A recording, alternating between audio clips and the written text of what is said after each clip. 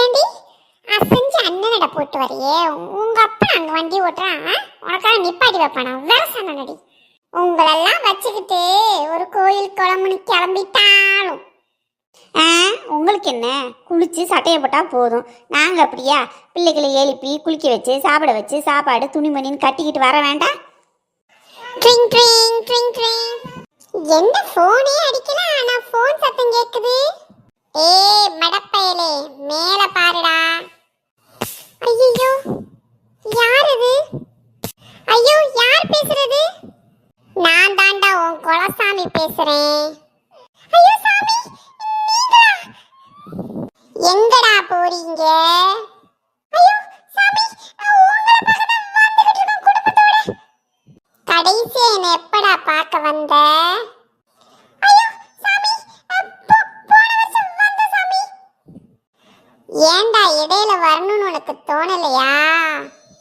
ஐயோ அப்படி இல்ல சாமி, பொண்ணோட பிள்ளைங்க பிசினஸ்ல கொஞ்சம் பிஸியா இருந்துட்டு அதான் வர முடியல சாமி. ஓ அப்ப இவ்ளோ பிஸியா இருக்க நீங்க இப்ப மட்டும் ஏண்டா வரீங்க? ஐயோ அதாவது போய் சொல்லவும் மனசுல, சொன்னாலும் நீங்க கண்டுபிடிச்சிருவீங்கன்னு பயமா இருக்கு. குலசாமி கும்பிட்டுக்கு எல்லாருமே வருவாங்களா?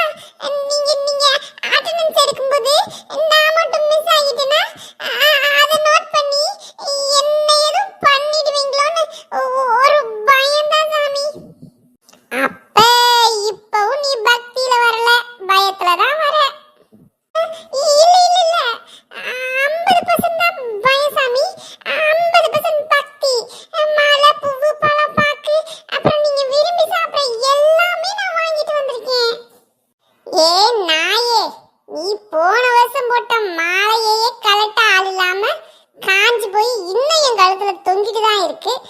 2 நாளைக்கு முன்னாடி காக்கா என் மேல பேண்ட ஆய கூட தொடக்க நாதி இல்ல. வந்துட்டாங்க இன்னைக்கு வரிஞ்சு கட்டிக்கிட்டு ஆளாளுக்கு. நல்லா ஆக்கி தின்னி ரெஸ்ட் எடுத்துட்டு நீங்க டாட்டா காட்டிட்டு போவீங்க. நாங்க ஈன பல்ல காட்டிக்கிட்டு நீங்க நினைச்சதெல்லாம் நடத்தி வைக்கணுமா? ஐயோ கோபப்படாதீங்க. இனிமேல் அப்பப்ப வந்து பாரு சாமி. ஓ